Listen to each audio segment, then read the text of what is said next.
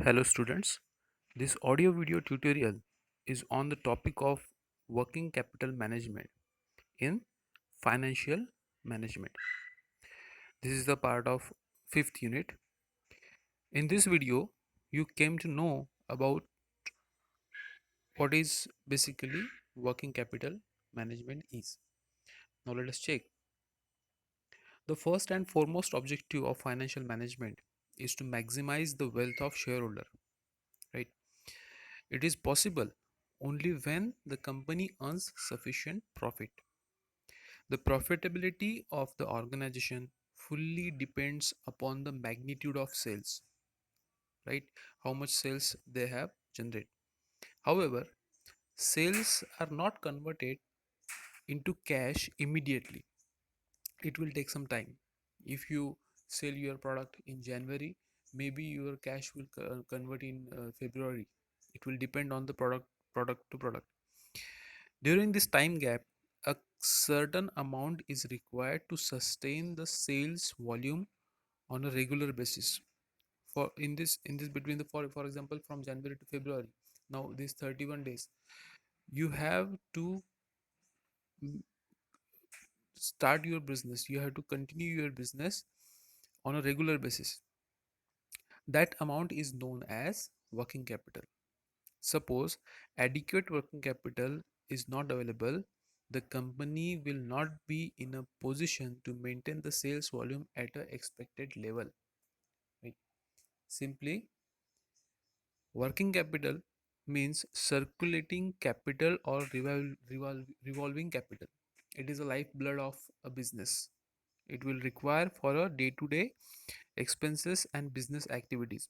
These day-to-day expenses may be salary, maybe wages, maybe electricity charges, maybe water charges, maybe oil charges, maybe raw material requirement, because it will require for the business, not according to sales. It will require for the production, and production is a continuous process, right? Now, according to JS Mill, the sum of a current assets is a working capital of a business. Now, there are various different kind of uh, what I can say definitions. It will suggest various uh, concept about the working capital. One of the definition is working capital is the amount of fund necessary to cover the cost of operating the enterprise, right? Whatever cost is required for the operation, it can be covered through working capital. It should be covered through working capital, right? So, working capital is the excess of current assets over current liabilities. You know that basic balance sheet now. Balance sheet has just two sides in the current assets and current liability. Current assets is what we have in a cash, in an inventory, in a bills receivable manner, and current liabilities is what we have bills payable. Our liabilities basically current nature, right? So for to achieve our working capital in adequate manner, we have generate what we have generate. We have generate our liabilities. We extend our bills. We extend our payable bills to the due date. So this is a working capital. So simply, net working capital is what? Current assets minus current liabilities. When the current liabilities is excess over current assets, that means you have a negative working capital. So there is a broad two concept, that is gross working capital and second is net working capital. This gross working capital refers to the working capital which represents investment in current assets such as marketable securities, inventories, and bills receivable. One concept is that it is gross working capital. Only current assets is your gross working capital. But temporary or sorry, not temporary, net working capital is what? It refers to the working capital is the excess of current assets over current liabilities is the most commonly accepted definition. If you want to know the exact position, financial position, working capital position of a business, you have to calculate a net working capital. That is what is the excess over the excess of current assets over current liabilities. That ratio defines the financial adequacy of the company, right? Now there are two broad type of working capital.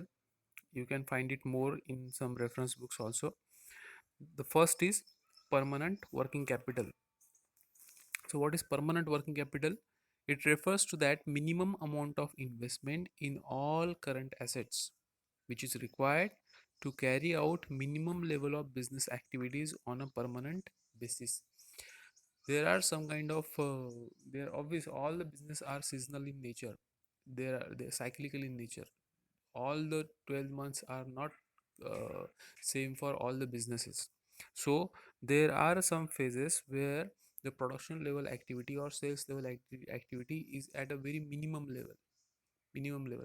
So in that case you need some minimum amount of working capital that is called as permanent working capital that will be in your company at any situation, in any situation, right? In other words, certain current assets which are retained by the organization on continuous basis, right? Continuous basis is called permanent working capital or a core, we can say it, core current asset, right? On second, what is the second type of working capital? That is temporary working capital. Temporary working capital is the investment in current assets which are fluctuating from time to time on the basis of operation of the business. If there is a huge demand, there is a high rate of sales, there is a seasonal fluctuation, seasonal demand. So in that case you have to increase your working capital, that is called as temporary. The capital required to meet the seasonal needs of a firm is called seasonal working capital, or we can say temporary working capital.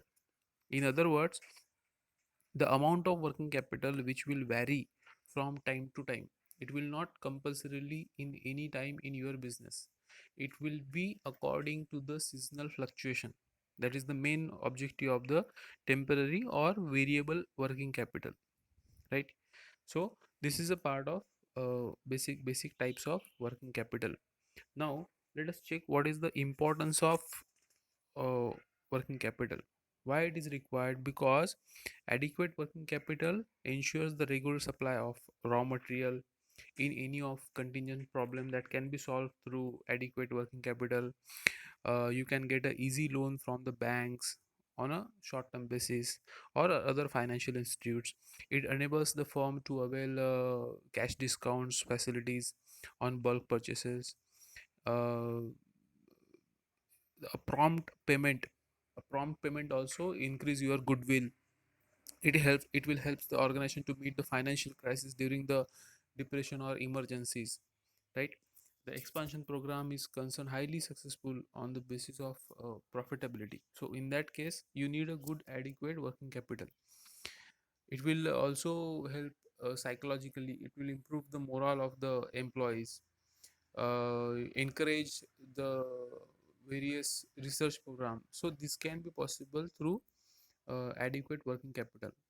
And what is the danger or disadvantage of inadequate working capital? uh, Short term liabilities because of inadequate working capital, right? This leads to borrowing funds at a higher rate of interest. If you don't have a working capital, that means you are not satisfying the bills payable, bills your liabilities. So in that case, in such situation you have to borrow some amount from the banks or a financial institutions, and it will may cost you more than a regular rate of interest, right? Uh, Inadequate working capital may be hamper you to buy a bulk requirement or bulk quantities. That means you lose the cash discounts or benefits of bulk purchasing. Low level of liquidity may be maybe position of concern may lead to winding up of the business also in some situation. Now in this COVID situation you will find out that because of working capital many of employees are not getting salary also. So that is a basic necessity. It is very difficult to obtain favorable market condition and any of the profitability business opportunities if you don't have adequate working capital. That means you don't have a sustaining power. It leads to underutilization of production. So in that situation what you have to do? you have to survive, so you have automatically reduce your production activity. So that can be possible in adequate working capital.